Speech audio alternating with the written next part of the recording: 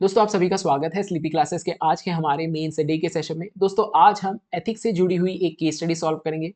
Case study solve करना बहुत important है दोस्तों, but at the same time अलग अलग डाइवर्स टॉपिक से इन केस स्टडीज को डील करना भी उतना ज़्यादा इंपॉर्टेंट है, क्योंकि अगर आप डाइवर्स टॉपिक्स को सॉल्व नहीं करेंगे या उससे रिलेटेड केस स्टडी सॉल्व नहीं करेंगे, you will not be aware of the various ethical aspects of those topics and you won't be in a good position to solve any topic that comes in the exam. इसीलिए अलग अलग topic से इसे solve किया जाना चाहिए, जो कि हम इस सेशन के द्वारा कर रहे हैं। तो आज के सेशन में हम एजुकेशन से रिलेटेड एक टॉपिक सॉल्व करेंगे या केस स्टडी सॉल्व करेंगे।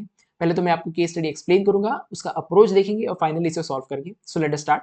केस स्टडी में बताया गया है कि आप एक आईएएस ऑफिसर हो एक डिस्ट्रिक्ट के, जहां पे अंडर डेवलपमेंट दिखाई देती है। एविडेंट है यहाँ पे digital rather divide between urban and rural areas. Education के एस्पेक्ट से एक्सेस भी यहाँ पे स्क्यूड है in the favour of urban kids.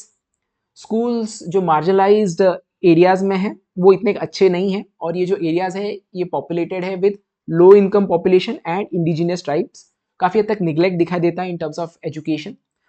But जो अर्बन स्कूल्स हैं सेम डिस्ट्रिक्ट में, वो बेटर कंडीशन में है और उनके पास काफ़ी हद तक रिसोर्सेस है। ऐसा नहीं है कि गवर्नमेंट ने या डिस्ट्रिक्ट एडमिनिस्ट्रेशन ने कोई काम नहीं किया या इसको उभारने की कोशिश नहीं की है।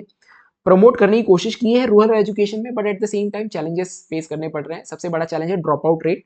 बच्चे स्कूल बीच में ही छोड़ देते हैं। इसका एक कारण है कि जो फैमिली है, जो जो पॉपुलेशन है वो गरीब पॉपुलेशन है and they need extra hands, and that's why जो बच्चे हैं वो फैमिली लेबर में लग जाते हैं because of socio economic pressure.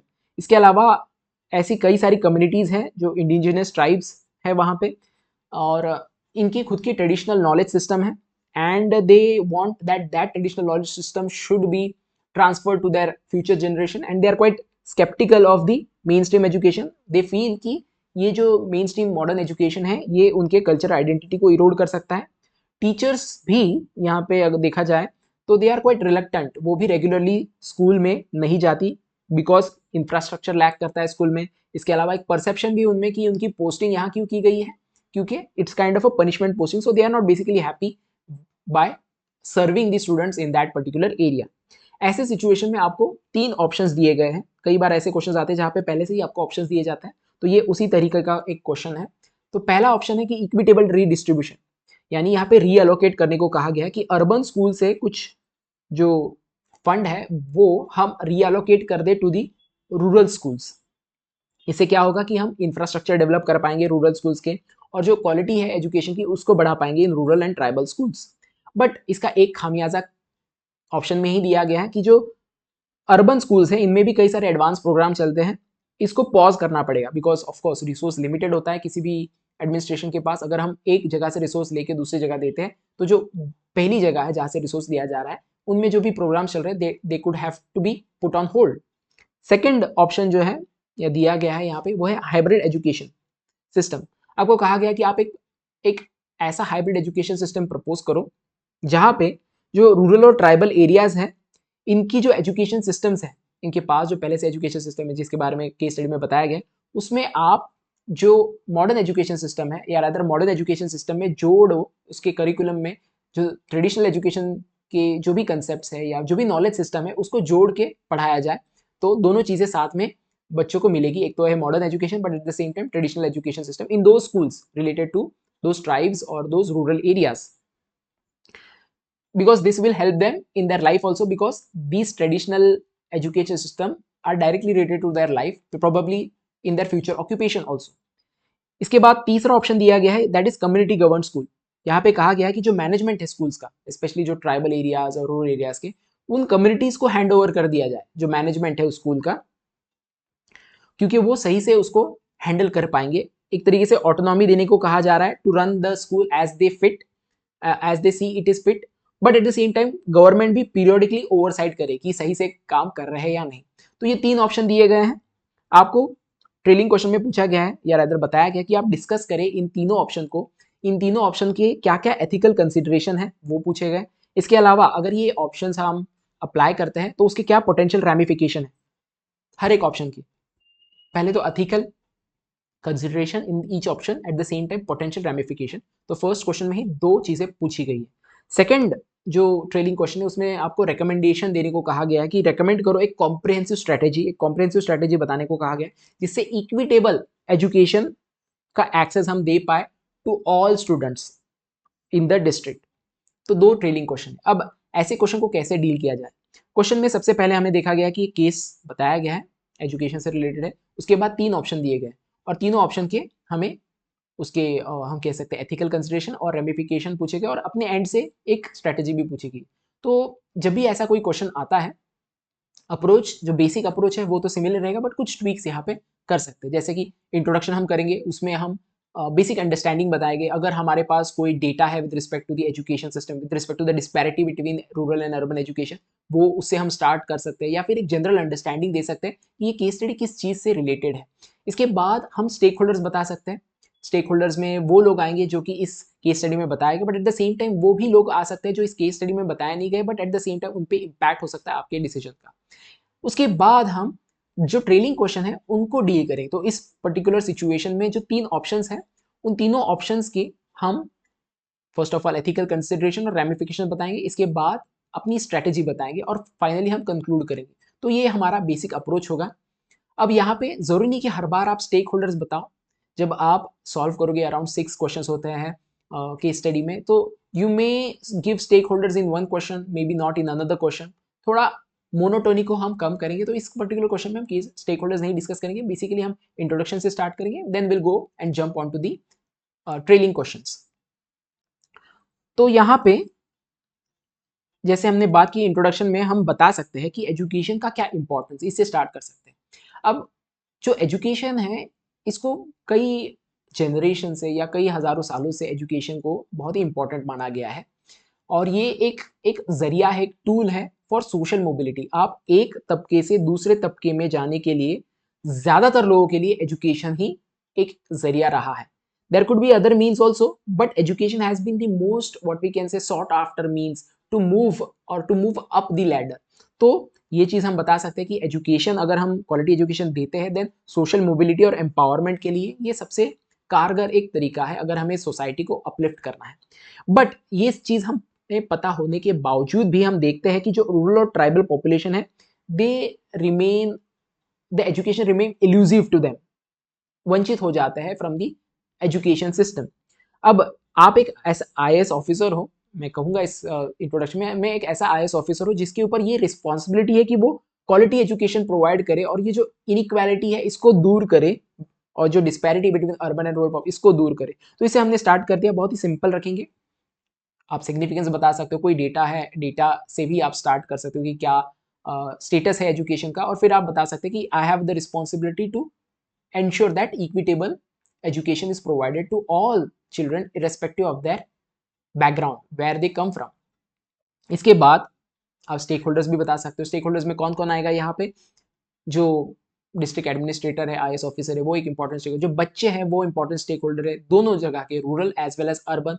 इसके बाद जो पेरेंट्स है वो इंपॉर्टेंट स्टेक होल्डर्स है, जो टीचर्स है वो इंपॉर्टेंट स्टेक होल्डर्स है, एडमिनिस्ट्रेशन जो स्टाफ है और जो सोसाइटी है इन जनरल, वो भी important stakeholders. You can start with that. इसके बाद you will come to the trailing question. यानी ट्रेलिंग क्वेश्चन में जो सबसे पहले पूछा गया कि जो ऑप्शन है उसको आपको वेट करना है, या रादर उसमें आपको देखना है कि क्या एथिकल कंसिडरेशन हर एक ऑप्शन के और क्या रेमिफिकेशन। तो पहला ऑप्शन है कि आप इक्विटेबल रिडिस्ट्रीब्यूशन करो।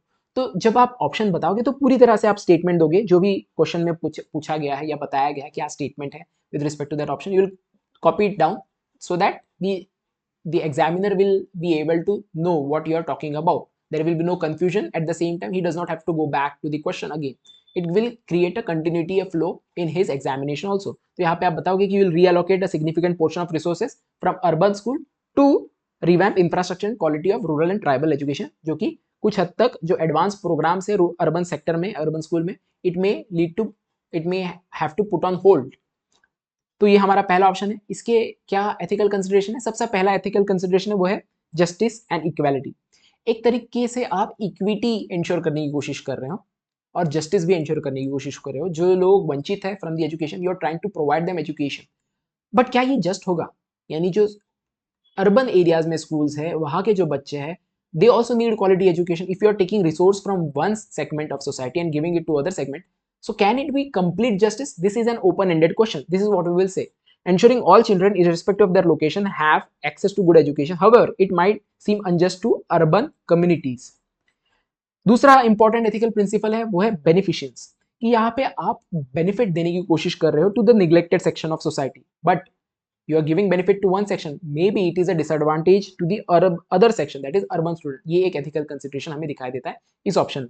और तीसरा ethical consideration है with respect to utility, utilitarian principle, यानी जहाँ पे हम कोई एक्शन करते हैं उसको हम अच्छा मानते हैं या बुरा मानते हैं depending on how useful it is to the maximum number of people, and usefulness is can be derived from how much happiness it gives to the maximum number of people.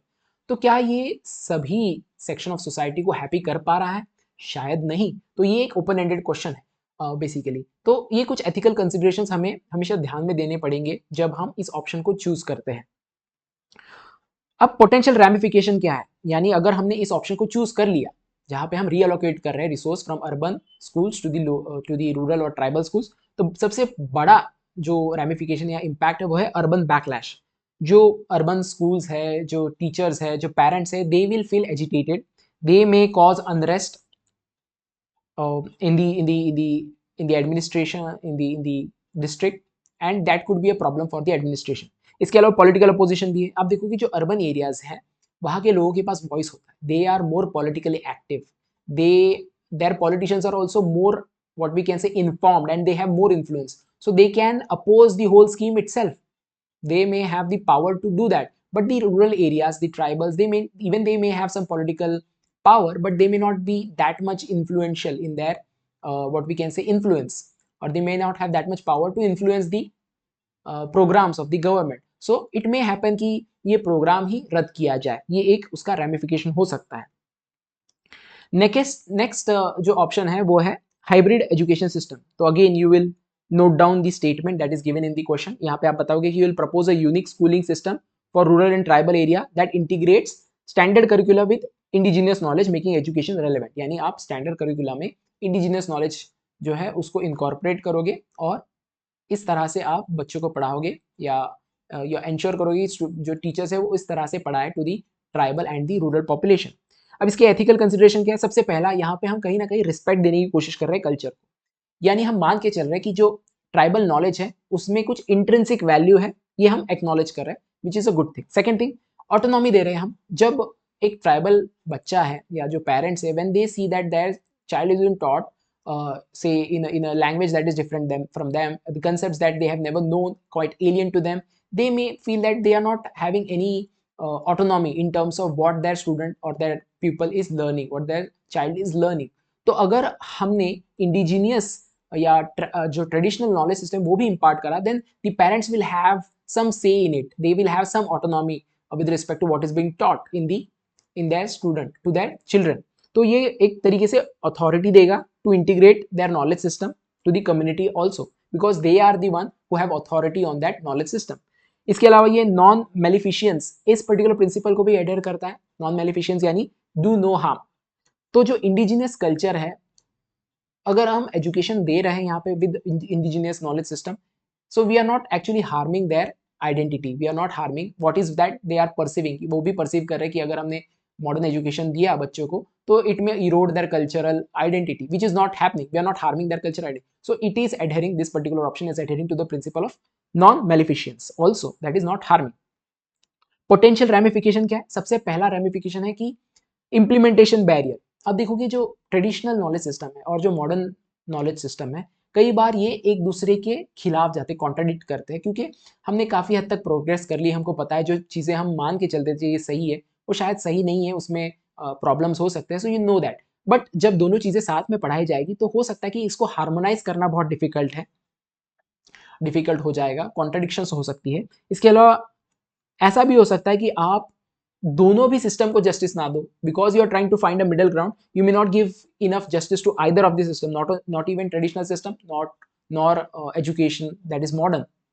तो ये एक रेमिफिकेशन हो सकता है. Option 3 क्या है हमारा?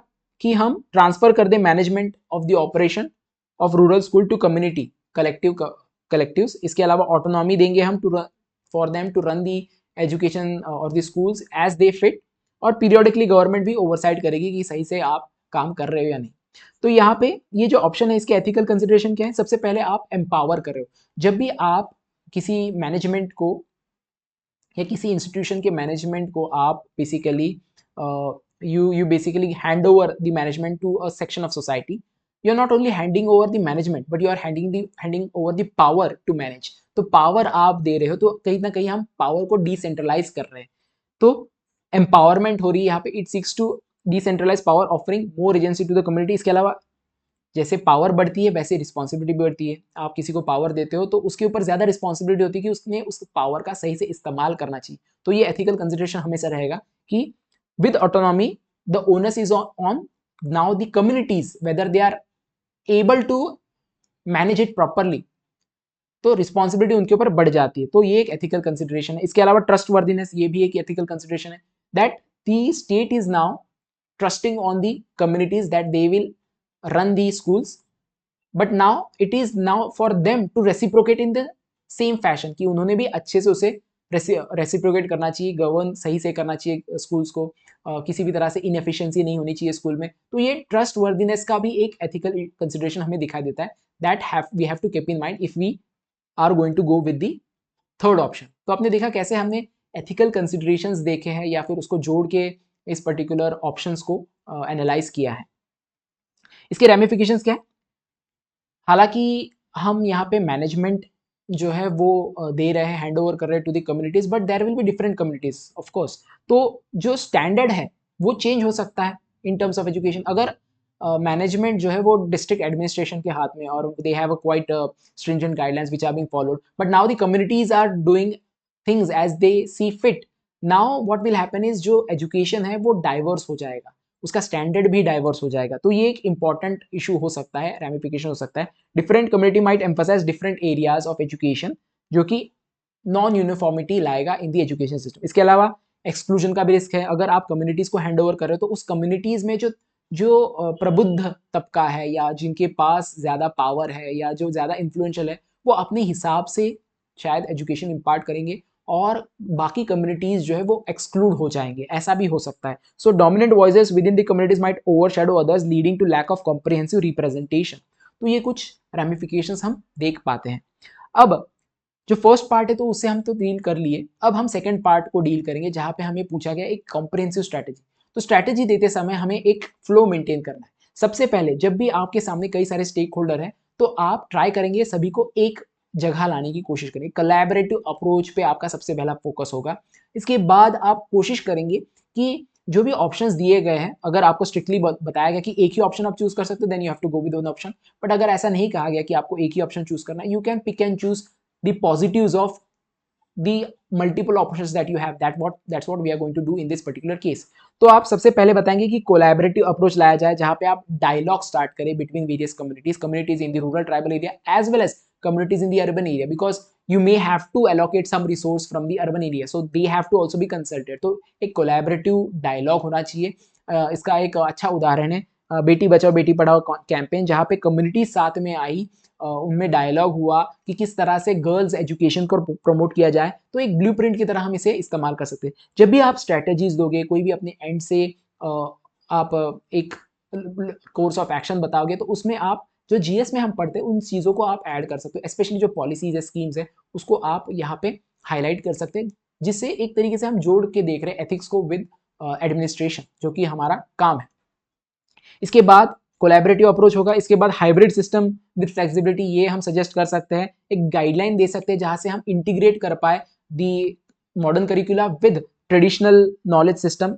Example दे सकते हैं, हिमाचल प्रदेश में इस चीज़ को एक्सपेरिमेंट करा गया है जहाँ पे ट्रेडिशनल नॉलेज को स्कूल करिकुला में ऐड किया गया, that could be a blueprint for us. इसके अलावा लोकल मैनेजमेंट भी बहुत अच्छी चीज़ है कि हम लोकल जो मैनेजमेंट है स्कूल्स का, उसको कुछ हद तक उसमें हम ऐड कर सकते हैं या पार्टिसिपेंट बना सकते हैं लोकल लोगों को। ऐसा नहीं कि जरूरी कि पूरी तरह से लोकल मैनेजमेंट हमने उनके हाथों में, या rather management of the school उनके हाथों में सौंप दिया, हम उनको पार्टिसिपेंट बना सकते हैं in the management. This could be one of the option. At the same time oversight भी बहुत जरूरी कि ओवरसाइट करते रहे कि कंसिस्टेंसी है या नहीं क्वालिटी ऑफ एजुकेशन में। इसके अलावा इंफ्रास्ट्रक्चर और डिजिटल डेवलपमेंट, आज की डेट में डिजिटली सारी चीज़ें मूव हो रही है, तो क्या हम डिजिटल या टेक्नोलॉजी का इस्तेमाल कर सकते हैं? डेफिनेटली दीक्षा प्लेटफॉर्म है, दीक्षा प्लेटफॉर्म का इस्तेमाल किया जा सकता है। जो कि अर्बन रूरल डिवाइड को कम कर सकती है। दीक्षा प्लेटफॉर्म पे आपको रिसोर्सेज अवेलेबल होते हैं with respect to the curriculum, the education, the courses that are provided online. तो ये जो तरीका है, इसमें हम इवन जो ट्रेडिशनल नॉलेज सिस्टम है इसको भी इस प्लेटफॉर्म पे हम कह सकते हैं इसको एक प्लेटफॉर्म दे सकते हैं ट्रेडिशनल नॉलेज सिस्टम को थ्रू दीक्षा। तो ये भी एक तरीका है जिससे हम अर्बन रूरल डिवाइड को तो कम कर ही रहे हैं, but at the same time जो कल्चर है, ट्रेडिशन जो है इंडिजिनियस कम्युनिटीज का, उसको भी कंजर्व करने की कोशिश कर रहे हैं। इसके अलावा कल्चरल इंटीग्रेशन भी हो सकता है। अलग अलग तबके हैं, अलग अलग समाज है, तो इनको इंटीग्रेट करना भी एक एजुकेशन सिस्टम का काम है, that we integrate the communities together. और इसके लिए कई तरीके से हम इसको मैनिफेस्ट कर सकते हैं। एक तरीका है जैसे कि कल्चरल फेस्टिवल, झारखंड का ट्राइबल फेस्ट ये एक अच्छा एग्जाम्पल है, जहाँ पे जो वहाँ के कल्चरल थिंग्स है, जैसे कि उनके डांस है, आर्ट्स है, खाने हैं, म्यूजिक है, इसका एक तरीके से प्रदर्शन होता है। लोग इसको देखते हैं, सराहते हैं, और एक बार आप लोगों को जोड़ते हैं और वो एक दूसरे के कल्चर से परिचित होते हैं, तो वो उनके अंदर ज़्यादा एम्पथी बढ़ती है towards the other society, and they live together in a better way, और रेदर इन अ हार्मोनियस वे। तो इससे क्रॉस कल्चरल अंडरस्टैंडिंग भी बढ़ेगी। इसके अलावा टीचर्स के बारे में भी बता सकते हैं कि टीचर्स को इंसेंटिव दिया जाना चाहिए, because they feel that they are given punishment posting, so we should remove this perception from their mind. We should give them good incentives so that they go there and teach them. At the same time उनको train भी किया जाना चाहिए with respect to even say the traditional knowledge that is there, that has to be imparted to the student। at the same time जो modern करिकुला है उसको भी अच्छे से क्वालिटी एजुकेशन आपको देनी चाहिए। देखा गया है कि रूरल एरियाज में जो टीचर्स होते हैं they are not there are many good teachers, but at the same time there are many teachers who do not have that quality in terms of educating the students। तो pedagogy improve किया जा सकता है यहाँ पे। और सबसे important चीज़, क्योंकि यहाँ पे मटेरियल रिसोर्स की बात की गई है, गवर्नमेंट हर चीज़ नहीं कर सकती। आज की डेट में गवर्नमेंट के भी हाथ बंधे होते हैं, they not able to invest a lot in various important areas which they should. Education में हमें और भी हमारा जो जीडीपी है उसका बहुत बड़ा परसेंटेज हमें एजुकेशन में लाना चाहिए, that is another concern. But private entities can also pitch इन। यहाँ पे प्राइवेट जो कंपनीज है in terms of corporate social responsibility or in terms of philanthropy, they could adopt schools rural areas में, tribal areas में, और उसमें वो invest कर सकते हैं इन टर्म्स ऑफ से इंफ्रास्ट्रक्चर, इन टर्म्स ऑफ से डिजिटल इंफ्रास्ट्रक्चर और फिजिकल इंफ्रास्ट्रक्चर, और ट्रेनिंग दी स्टूडेंट्स, टीचर्स। इस तरह से वो स्कूल को अपलिफ्ट कर सकते हैं। तो प्राइवेट पब्लिक पार्टनरशिप भी आप बता सकते हैं।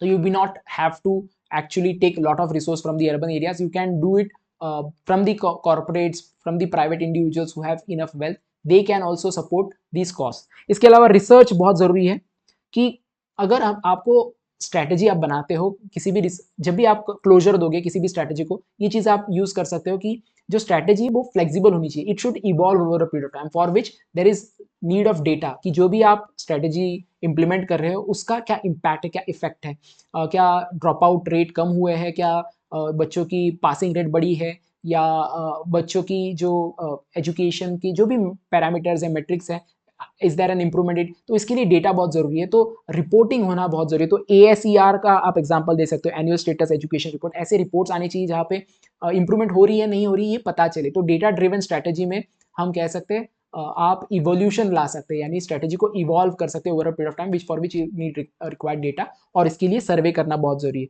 तो इससे हमने एक क्लोजर दे दिया कि हमने पूरी स्ट्रैटेजी बता दी, but at the same time future course of action भी हमने कहीं ना कहीं बता दिया। तो ये हमारी स्ट्रैटेजी होगी। इसके बाद हम रीजनिंग भी देखें, हम ये क्यों कर रहे हैं, ये स्ट्रैटेजी क्यों हमने इस्तेमाल की। कहीं ना कहीं आपको रीजन देते समय जो एथिकल प्रिंसिपल्स है उनका सहारा लेना पड़ेगा, क्योंकि ये जो स्ट्रैटेजी है it ensure some ethical principles are upheld. जैसे कि ये जो इंट्रिकेट सिनारियो है, आपका फोकस जो है ये एक्सटेंड करता है बियॉन्ड पॉलिसी डिसीजन, ये सेंटर करता है on justice, inclusivity, culture preservation, और ये अलाइंड है with the right to education. तो राइट टू एजुकेशन एक्ट को भी आप यहाँ कोट कर सकते हैं जब भी एजुकेशन से रिलेटेड कोई क्वेश्चन होगा। और ये कंप्रिहेंसिव स्ट्रैटेजी बेसिकली ब्लेंड करती है जो भी ऑप्शंस दिए गए, तीनों ऑप्शंस, उसको सबसे पहले आप रिसोर्स डिस्ट्रीब्यूशन की बात करें, जिसमें आप प्राइवेट सेक्टर के इन्वॉल्वमेंट की भी बात करें, but at the same time culture को प्रिजर्व करने की भी बात करें, तो हाइब्रिड एजुकेशन सिस्टम की भी आप बात करें। तो इसने यहाँ पे आपने रीजन दे दिया क्यों आपने ये ऑप्शन या ये स्ट्रैटेजी बताई है। फाइनली कंक्लूड करते समय हम थोड़ा सा एक ब्रॉडर पिक्चर के साथ कंक्लूड करेंगे, या जो ब्रॉडर वैल्यूज है कैसे, या ब्रॉडर जो हमारा गोल है as a country, as a nation, उसके कंसिडरेशन से हम इसे कंक्लूड कर सकते हैं।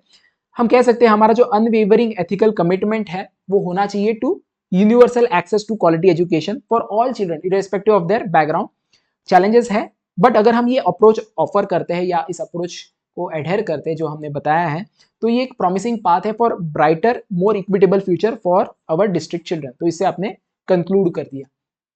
क्विकली रिवाइज करते हैं हमने क्या देखा है इस पर्टिकुलर क्वेश्चन में।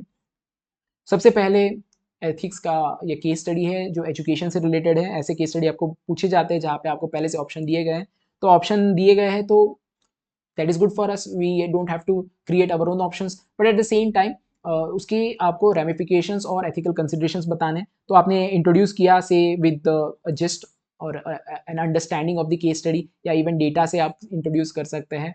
इसके बाद आपने स्टेक होल्डर्स बता सकते हैं। It's not necessary every time you have to give stakeholders. आप 6 क्वेश्चन में से 4 क्वेश्चन में स्टेक होल्डर बता दो, 2 क्वेश्चन में शायद ना बताओ, तो ये मोनोटोनी आपकी ब्रेक करता है आपके आंसर्स की, एक तरीके के आंसर्स नहीं लगते। इसके बाद ऑप्शंस में आप जो है बताएंगे एक एक करके के ऑप्शंस, ऑप्शन को स्टेट करेंगे, ये इंपॉर्टेंट है, उनको एज ए वर्बिटम आप उसको कॉपी पेस्ट करेंगे। इसके बाद एथिकल कंसिडरेशंस, तो एथिक्स से जोड़ के देखना है आपको, तो एथिकल प्रिंसिपल्स, एथिकल वैल्यूज, इनके प्रिज्म से आप इस ऑप्शन को देखेंगे। पोटेंशियल रैमिफिकेशंस आप बता सकते हैं, इस तरह ऑप्शन 2 ऑप्शन 3 हम कवर करेंगे। और बाद में हम कॉम्प्रिहेंसिव स्ट्रैटेजी देंगे। स्ट्रैटेजी देने से पहले आपने हमेशा जो प्रायोरिटी है वो होनी चाहिए दैट सभी स्टेक होल्डर्स को एक प्लेटफॉर्म पे लाए, डायलॉग हो, एक प्लान बनाया जाए, तो उससे स्टार्ट करेंगे। और जहाँ जहाँ ज़रूरत है वहाँ वहाँ जो हम जीएस में पढ़ते हैं, GS2 GS3 में जो स्कीम्स पढ़ते हैं उसका इस्तेमाल करेंगे, ताकि हम बेसिकली रिलेट कर रहे हैं पब्लिक एडमिनिस्ट्रेशन को with ethics which is our duty. इसके बाद में हम स्ट्रेटेजी देने के बाद आप उसकी रीजनिंग भी देंगे कि ये कौन से एथिकल प्रिंसिपल्स और वैल्यूज़ को कहीं ना कहीं फर्दर कर रहा है या उसको अपहोल्ड कर रहा है, और कंक्लूड करेंगे विद अ ब्रॉडर व्यू। तो that's it from this particular session और दिस केस स्टडी। जाते जाते आपको हमारे कोर्सेज के बारे में बताते जाता हूँ। अगर आप 2024 के लिए प्रिपेयर कर रहे हैं तो आंसर राइटिंग बहुत इंपॉर्टेंट है। तो आंसर राइटिंग अगर आपको और ज़्यादा अच्छे से करनी है, so you can avail our programme Sankalp. यहाँ पे आपकी आंसर राइटिंग जो है वो आपकी बेटर कराई जाती है। बेसिकली 250 से ज़्यादा क्वेश्चंस आपसे कराए जाएंगे, डेली प्रैक्टिस क्वेश्चन होंगे। इसके अलावा जो GS 1, 2, 3 और 4 की जो फुल लेंथ टेस्ट है वो भी प्रोवाइड किए जाएंगे। एलैबोरेट मॉडल आंसर्स होंगे, तो आंसर्स की आपको टेंशन लेने की ज़रूरत नहीं है। इसके अलावा वही आपके लिए एक तरीके से रीडिंग मटेरियल भी बन जाएगा। स्ट्रैटेजिक मेंटरशिप है, इवन एकेडमिक मेंटरशिप है, so there will be people who will guide you in that sense. तो ये आप अवेल कर सकते हैं with evaluation, without evaluation. With evaluation में इवैल्यूएशन भी होगा आपका, और ये सारी चीज़ें भी आपको प्रोवाइड की जाएंगी। विदाउट इवैल्यूएशन में शायद इवैल्यूएशन नहीं होगा, but at the same time बाकी की जो चीज़ें हैं वो सारी आपको प्रोवाइड की जाएगी। इसके अलावा अगर आप पूरी तरह से यूपीएससी की पढ़ाई करना चाहते हैं फॉर 2024, तो हमारा बैच 6 भी लॉन्च हुआ है।